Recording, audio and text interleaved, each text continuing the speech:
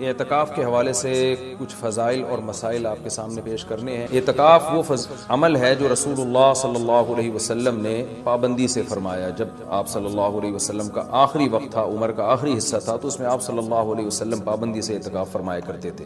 دنیا کی ہر قوم میں اعتکاف کی عبادت رہی ہے۔ جو بت پرست لوگ ہوتے تھے وہ فَنَظَلُّ لَهَا عَاكِفِينَ، قرآن کہتا ہے کہ وہ بھی بتوں کے سامنے جو ہے وہ ادب سے اور اس خاص قسم کی ہیئت بنا کے بیٹھ جایا کرتے تھے۔ تو جب اسلام دنیا میں آیا تو اسلام نے ہمیں بتایا کہ ہم نے اگر عبادت کے لیے اپنے آپ کو باؤنڈ کرنا ہے تو ہم صرف اللہ کے لیے کر سکتے ہیں اپنے آپ کو باؤنڈ، اور وہ بھی مسجد کے اندر۔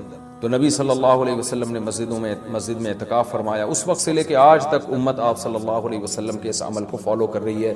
اس کی فضیلت کیا ہے؟ رسول اللہ صلی اللہ علیہ وسلم نے فرمایا ایک دن کا اعتکاف، بشرطے کے اخلاص کے ساتھ ہو، ایک دن کا اعتکاف آپ نے فرمایا انسان کو جہنم کی آگ سے ایسے دور کر دیتا ہے جیسے زمین اور آسمان کا جیسے فاصلہ ہے۔ تو اس عبادت کا بنیادی مقصد یہ ہے کہ انسان پورے سال دنیا کے کاموں میں مشغول رہتا ہے، وہ سال میں کچھ دن اللہ کے لیے نکالے۔ جیسے کوئی شخص ہجرت کرتا ہے اللہ کے لیے، اپنے گھر بار کو چھوڑتا ہے، تو معتکف بھی ایک نوعیت کی ہجرت کرتا ہے۔ وہ اپنے بیوی بچوں کو، اپنے اہل و عیال کو، اپنے رشتہ داروں کو چھوڑ چھاڑ کے اللہ کی گھر میں اور مسجد میں آ کے وہ پڑ جاتا ہے۔ تو اللہ کو یہ عمل بہت محبوب لگتا ہے کہ اتنی مصروفیتوں میں جب لوگ دنیا کی گہما گہمیوں میں مبتلا ہیں، کوئی شخص میری خاطر سب کچھ چھوڑ چھاڑ کے میرے گھر میں آ کے پڑ جاتا ہے کہ اللہ جب تک تو مجھے معاف نہیں کرے گا، جب تک تو مجھے سیدھے راستے پہ چلنے کی توفیق نہیں عطا فرمائے گا، گویا میں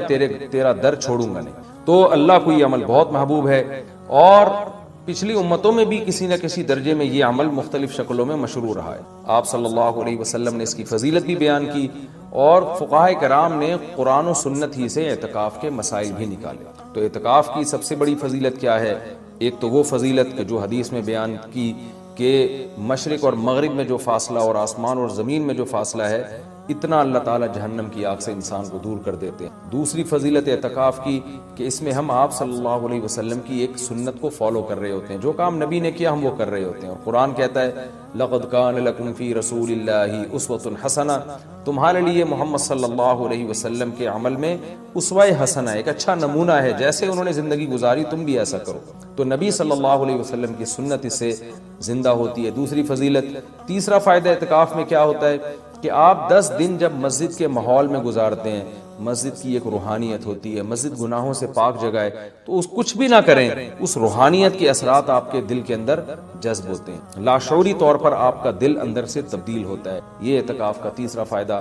چوتھا فائدہ، آپ کو 10 دنوں تک باجماعت نماز پڑھنے کی توفیق ملتی ہے، آپ کو مسجد میں عبادت کی توفیق ملتی ہے، فارغ علماء کے بیانات سننے کی آپ کو توفیق ملتی ہے۔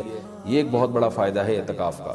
اور سب سے بڑا فائدہ کیا جو حدیث میں بھی منقول ہے، اور آپ صلی اللہ علیہ وسلم نے اعتکاف کی مشروعیت کی ایک وجہ یہ بھی بیان کی ہے کہ اس سے انسان کو لیلۃ القدر نصیب ہو۔ آپ صلی اللہ علیہ وسلم لیلۃ القدر کی رات کی تلاش میں بھی اعتکاف فرمایا کرتے تھے، 10 دنوں کے لیے مسجد میں آ کے بیٹھ جایا کرتے تھے۔ تو معتکف کو یقینی طور پر لیلۃ القدر کی رات ملتی ہے، بالفرض اگر وہ سوتے ہوئے میں بھی لیلۃ القدر کی رات گزر جائے اور اس سے عبادت نہ ہو سکے تو کم از کم اعتکاف والی عبادت تو اس کو لیلۃ القدر میں ملے گی۔ وہ قیامت کے دن یہ تو کہہ سکتا ہے اے اللہ لیلۃ القدر کی رات میں نے کوئی عبادت نہیں کی، لیکن اعتکاف والی عبادت مجھ سے ہوئی ہے، اس لیے کہ میں مسجد کے اندر موجود تھا۔ تو اعتکاف والے حضرات کو چاہیے کہ اعتکاف میں اگر آپ کچھ نہیں بھی کرتے، صرف فرض نماز پر اکتفا کرتے ہیں، تو آپ کو اعتکاف کا پھر بھی ثواب ملے گا۔ لیکن یہ جب اللہ کی طرف سے اتنا بہترین پیکج آپ کو ملا ہوا ہے، آپ فارغ بھی ہیں، رمضان کا آخری عشرہ بھی ہے، اپنے آپ کو آپ نے باؤنڈ کیا ہوا ہے مسجد میں، تو سو کے یہ وقت گزار دینا یہ بہت بڑے اجر سے محرومی کا ذریعہ ہے۔ اس لیے معتکف کو اپنا وقت زیادہ سے زیادہ عبادت میں، تلاوت میں، نماز میں، دعاؤں میں لگانا چاہیے۔ اعتکاف میں انسان کی دعائیں بہت قبول ہوتی ہیں، تو رات کا آخری حصہ بھی ہو اور رمضان کا آخری عشرہ بھی ہو اور اعتکاف کی حالت بھی ہو، تو اتنے یعنی دعا کی قبولیت کا اس سے بڑا سبب کوئی ہو نہیں سکتا۔ تو معتکفین حضرات کو راتوں کے آخری حصے میں دعاؤں کا بہت زیادہ اہتمام کرنا چاہیے، اور معتکف کو چاہیے کہ رمضان کا یہ جو آخری عشرہ آپ نے اعتکاف کے لیے سلیکٹ کیا ہے، تو اس میں صرف اعتکاف برائے اعتکاف نہ ہو، بلکہ یہ ایک ورکشاپ ہونی چاہیے جس میں آپ یہ نیت کریں کہ میں جب مسجد سے نکلوں گا تو میں مکمل چینج ہو چکا ہوں گا. اگر آپ کی داڑھی نہیں ہے، آپ اعتکاف میں نیت کریں میں داڑھی کٹانے سے توبہ کروں گا. اگر آپ سود کھاتے ہیں، آپ نیت کریں میں 10 دن ایسے گزاروں گا کہ جب میں باہر نکلوں تو میں سود سے توبہ کر چکا ہوں. اگر بد نظری کی عادت ہے، آپ 10 دن اعتکاف میں اللہ سے دعا مانگیں کہ مجھ سے بد نظری چھوٹ جائے، اور یہ نیت کریں کہ میں اعتکاف میں نکلنے سے پہلے اعتکاف سے نکلنے سے پہلے اس لعنت سے توبہ کر چکا ہوں گا. اگر آپ کو دھوکہ دینے کی عادت ہے، بد اخلاقی کی عادت ہے، ماں باپ کا دل دکھانے کی عادت ہے، بیوی کا حقوق نہیں ادا کر رہے، بچوں کے ساتھ رحمت والا معاملہ نہیں کر رہے، اخلاق خراب ہے آپ کے، ان تمام بیماریوں سے اور ان تمام گناہوں سے توبہ کا فیصلہ. بلکہ میں تو یہاں تک معتکفین کو کہتا ہوں، جو میں نے علماء سے سنا ہے، کہ اعتکاف میں جس دن بیٹھیں سب سے پہلا کام آپ یہ کریں کہ اپنے گناہوں کی ایک لسٹ بنا لیں کہ بھئی میرے اندر یہ گناہ ہے، نماز قضا کر دیتا ہوں، میں شراب پیتا ہوں، میں بدنظری کرتا ہوں، یا میں اللہ نہ کرے اور کوئی بڑا جرم کر رہا ہوں. تو سارے جرائم کی لسٹ بنائیں اور پھر آپ یہ نیت کریں اور وہ پرچی اللہ کے سامنے دعا میں رکھا کریں، اللہ یہ میرے جرائم ہے تو مجھے ان سے توبہ کرنے کی توفیق دے دے. تو پھر وہ اعتکاف حقیقت میں آپ کا اعتکاف بنے گا. اور میں نے اپنی زندگی میں دیکھا ہے کہ جنہوں نے صحیح طرح سے اعتکاف کیا ان کی زندگیاں ہمیشہ کے لیے تبدیل. اکثر توبہ کرنے والے وہ ہوتے ہیں جو اعتکاف میں جا کر ان کو توبہ کی توفیق مل رہی. بہت بڑی عبادت ہے، اس کا اہتمام کرنا چاہیے. دوسری بات، پہلے دن سے اپنا عبادت کا کوئی اسکیجول بنا لینا چاہیے. ایسا نہ ہو کہ آپ آگے بیٹھ گئے، اب سوچنے میں 3 دن گزار دیں گے کہ آپ نے کرنا کیا ہے.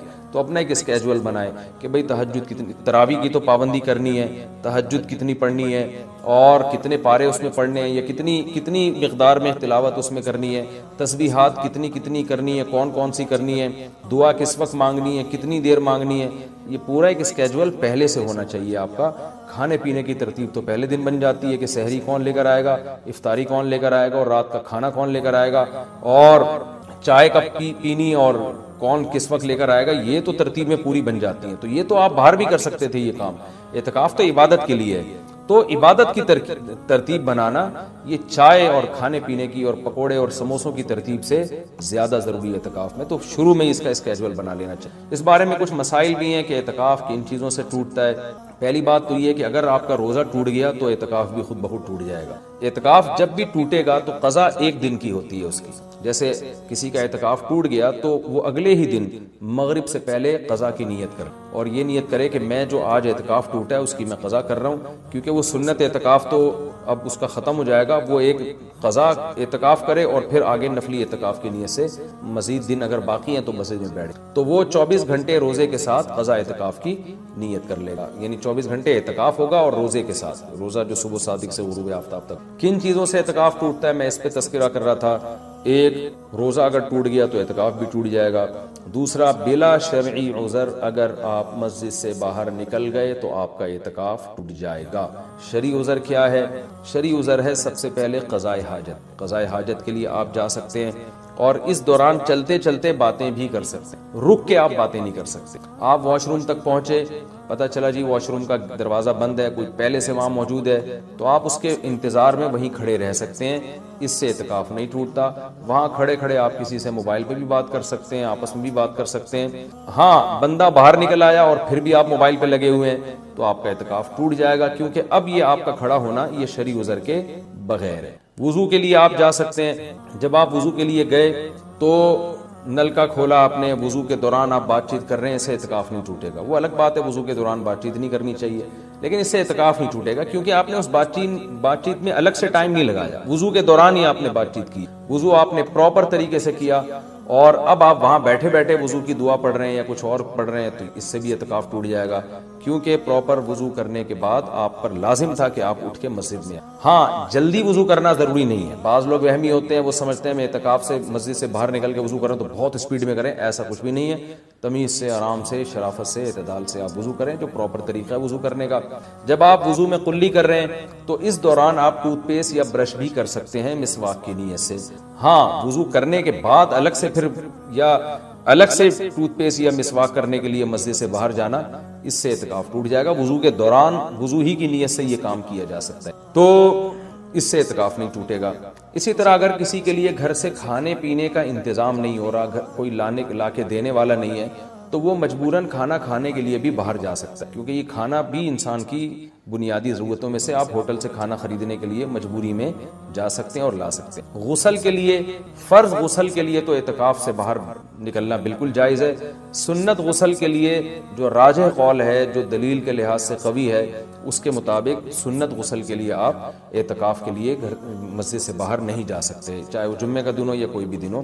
راجح قول بہرحال جمہور کا قول یہی ہے، اگرچہ کچھ علماء دوسرے قول کے بھی قائل ہیں، لیکن جو راجح قول ہے، جو جمہور کا قول ہے، جس پہ فتویٰ اب تک دیا جاتا رہا ہے، وہ یہی ہے کہ آپ غسل نہیں کر سکتے۔ ہاں یہ ضرور ہے کہ اگر آپ واش روم میں گئے اور وہاں کوئی غسل کا بھی انتظام ہے، جیسے اٹیچ باتھ روم ہوتے ہیں، تو جتنی دیر میں وضو کرنے میں ٹائم لگتا ہے اتنی دیر میں آپ اگر غسل کر لیتے ہیں تو آپ کا اعتکاف نہیں ٹوٹا۔ اور ظاہر ہے یہ جب ہی ہوگا جب بغیر صابن کے آپ غسل کریں، جلدی جلدی کپڑے اتار کے بس پانی بہائیں، جتنی دیر میں وضو کرتے ہیں اتنی دیر میں، تو وضو ہی کی نیت سے آپ غسل بھی کر لیں تو پھر اعتکاف نہیں ٹوٹے گا، لیکن اگر آپ نے ٹائم لگا لیا تو ٹوٹ جائے گا۔ گرمیوں میں بہت بڑی پرابلم ہو جاتی ہے، پسینے کی بدبو لوگوں میں آ رہی ہوتی ہے، تو ایسے موقع پر اگر کوئی مسجد میں ایسا انتظام کر لیا جائے کہ مسجد ہی میں کوئی ایسا ٹب ہو جہاں بیٹھ کے کوئی نہا لے اور مسجد گندی نہ ہو، تو اس کی بھی گنجائش ہے، یا صرف سر دھو لے، اور سر تو دھویا جا سکتا ہے، آپ مسجد سے سر تھوڑا سا باہر کریں اور پھر کوئی شخص پانی ڈال کے یا خود ہی آپ پانی ڈال کے اپنے سر کو دھو لیں صابن سے، تو یہ بھی جائز ہے۔ پاؤں آپ کے مسجد کے اندر رہنے چاہیے، پاؤں اگر مسجد سے باہر نکل گئے تو اعتکاف ٹوٹے گا، پاؤں اگر مسجد کے اندر ہیں تو اعتکاف نہیں ٹوٹتا۔ یہ بھی اعتکاف کے کچھ بیسک مسائل تھے۔ اعتکاف کے دوران آپ کسی کے جنازے میں جانے کے لیے مسجد سے باہر جائیں گے، اعتکاف ٹوٹ جائے گا۔ کسی کی عیادت کے لیے مسجد سے باہر نکلیں گے، اعتکاف ٹوٹ جائے گا۔ لوگ کر رہے ہوتے ہیں یہ کام، جی وہ اللہ معاف فرمائے نانی کا انتقال ہو گیا، چاچا کا انتقال ہو گیا تو ہم جا رہے ہیں، تو بھائی نہیں جا سکتے آپ۔ جس کا بھی انتقال ہو گیا اس کے لیے یہیں بیٹھ کے آپ دعائے مغفرت کریں، اور ان کا جنازہ اگر وہیں آ جاتا ہے تو مسجد کے اندر بعض جگہوں پہ صفیں بنتی ہیں، جنازہ باہر رکھا جاتا ہے تو ٹھیک ہے، مسجد سے باہر آپ نہیں جا سکتے۔ اسی طرح ایک اور بھی گنجائش ہے کہ اگر کسی کو اعتکاف کے دوران پہلے سے پتا ہے کہ مجھے کسی ضروری کام سے جانا پڑے گا تو وہ مستثنی بھی کر سکتا ہے، یعنی اعتکاف میں بیٹھنے سے پہلے وہ یہ نیت کر لے کہ فلاں دن اتنے ٹائم تک کا جو وقت ہے میں اعتکاف سے خارج کر رہا ہوں، تو وہ فلاں دن جب آئے گا تو وہ مخصوص ٹائم اس کا اعتکاف میں داخل ہی نہیں ہوگا، تو اس دوران وہ مسجد سے باہر جا سکے گا، اس کا اعتکاف نہیں ٹوٹے۔ یا وہ یہ کہہ لے کہ جیسے کسی نے پیپر دینا ہے تو وہ یہ نیت کرے کہ بھائی میں اعتکاف میں تو بیٹھ رہا ہوں، لیکن میرا ایم اے اسلامیات کا یا میرا اکنامکس کا پیپر ہے، تو میں جب پیپر کا ٹائم ہوگا تو میں جاؤں گا پیپر دینے کے لیے، اور پیپر دے کے فوراً واپس آ جاؤں گا۔ تو پہلے سے جو نیت کر لے گا تو اس میں وہ ٹائم اعتکاف میں داخل ہی نہیں ہوگا، اور اس عمل کی وجہ سے اس کا اعتکاف ٹوٹے گا نہیں۔ البتہ سنت بہرحال یہی ہے کہ پراپر 10 دن تک مسلسل اعتکاف کیا جائے۔ تو یہ کچھ موٹے موٹے مسائل تھے اعتکاف کے۔ اور رمضان میں روزے کی حالت میں سرما لگانے سے، کان میں آنکھ میں دوا ڈالنے سے روزہ بھی نہیں ٹوٹتا، اعتکاف بھی نہیں ٹوٹتا۔ خوشبو لگانے سے نہ روزہ ٹوٹتا ہے نہ اعتکاف ٹوٹتا ہے۔ باتیں کرنے سے بھی نہ روزہ ٹوٹتا ہے نہ اعتکاف ٹوٹتا ہے، لیکن اعتکاف میں زیادہ باتیں نہیں کرنی چاہیے، عمل کو زیادہ فوکس کرنا چاہیے۔ اور اگر کوئی گپ شپ لگاتا بھی اعتکاف میں تو اس سے کچھ نہیں ہوتا، لیکن اعتدال سے مسجد کے آداب کا خیال کرتے ہو، تو اعتدال سے اگر کوئی مسجد میں رہے اور مسجد کے آداب کا خیال کر کے بات چیت بھی اعتکاف کے دوران کرتا ہے تو یہ ناجائز عمل نہیں ہے۔